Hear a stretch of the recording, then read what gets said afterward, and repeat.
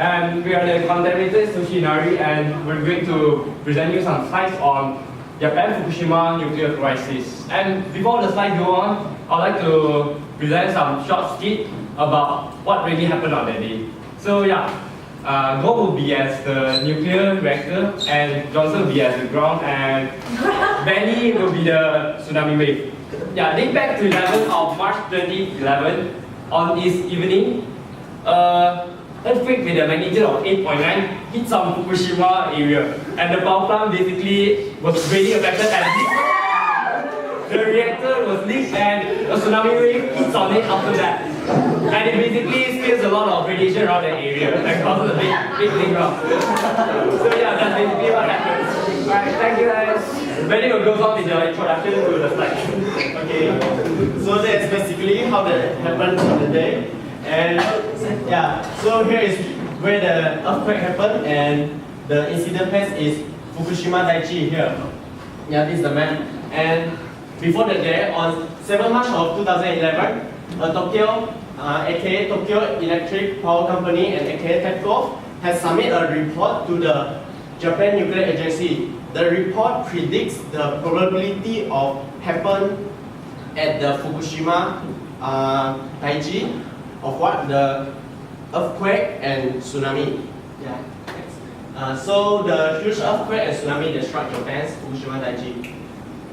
And after the incident happened, 25 miles away from the Fukushima plant have been affected by radiation, and over 100,000 of residents also have been affected. And luckily, no immediate death in the incident. Yeah. Okay, now we'll talk about the main causes of Japan nuclear crisis.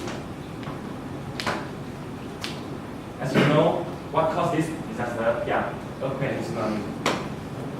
Okay, as you know that the nuclear plant, the piston level of the nuclear plant is just 7.9, but this tsunami is level and it has a magnitude of 8.9, so it takes down the nuclear plant in Fukushima, and the water flooded into the nuclear plant and caused the road overheated, and the cooling generators lost their power, so it booms.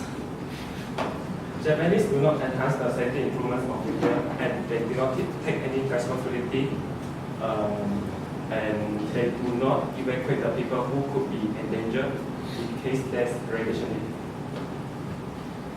Besides, the chairman of TEPCO, Masao Yoshida, has pointed out there's a tsunami which strikes down Japan, but the workers of TEPCO has ignored the study, so this cause doesn't happen.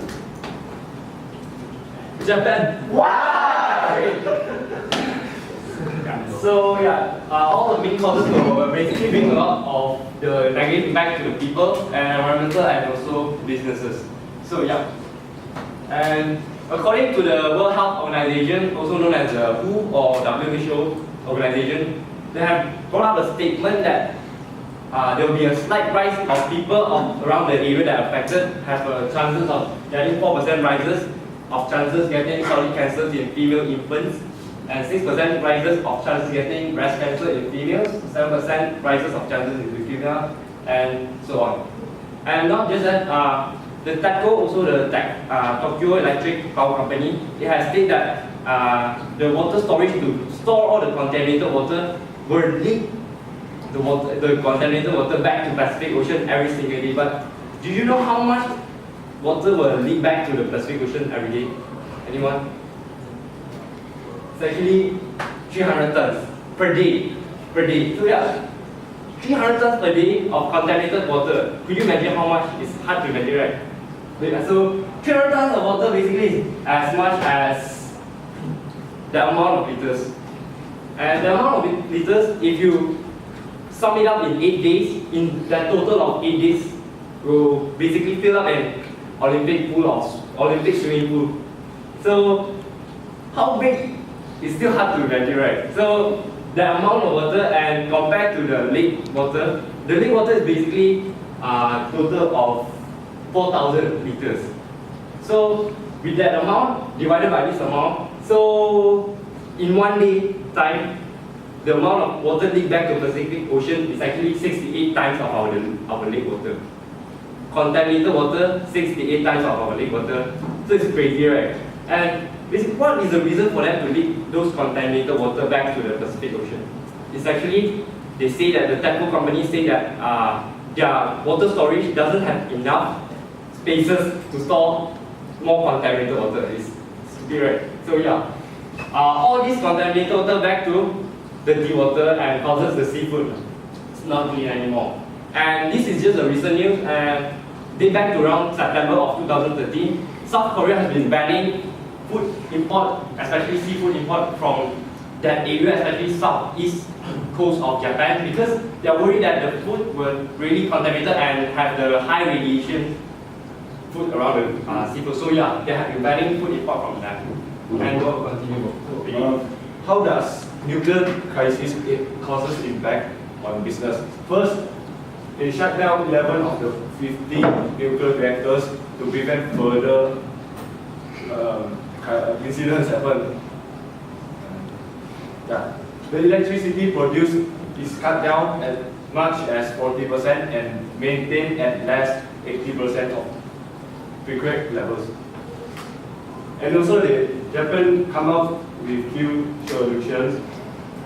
First, due to the diplomatic relationship between US and Japan, US has provided this daily needs evacuation support to help the victims on the spot, and medical support, decontamination and radiation monitoring equipment to detect how big is the area of infected without sending any man.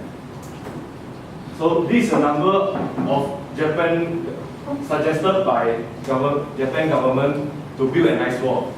And can you imagine how big is the ice wall? And yeah, this is our imagination. Imagination. But that is not the real one. But this is. Yeah, Shinzo Abe, the Prime Minister of Japan, has stated that his country needs your knowledge and expertise. Next, we'll continue with Kian. With all the thing, because it causes by the radiation thing, just that they want to get electricity. So yeah, we should actually just forget about the nuclear thing. We can just go for the more environmental friendly thing, friendly stuff, as just like the solar power. Because solar power is basically just uses the sunlight, and it saves us a lot of other pollution stuff from the people. Yeah, basically that's the best thing Japan to actually apply on their basis right now. So that's all from us, and this is the reference that we use. Yeah, thank you everyone. Thank you.